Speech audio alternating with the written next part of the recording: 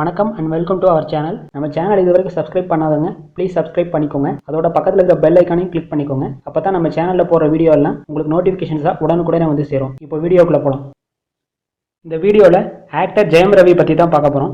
ரீசெண்டாக ரிலீஸ் ஆன பொன்னியின் செல்வன் படத்தில் பொன்னியின் செல்வனா அருள்மொழிவர்மங்கிற கேரக்டரில் ஆக்டர் ஜெயம் ரவி நடிச்சிருந்தாரு. இந்த படத்தோட ப்ரமோஷனுக்காக பல ஊர்களுக்கு சுற்றுப்பயணம் போயிருந்தாரு. அதை தொடர்ந்து பொன்னியின் செல்வன் படமும் ரிலீஸ் ஆகி மிகப்பெரிய வெற்றி அடைஞ்சிருக்கு.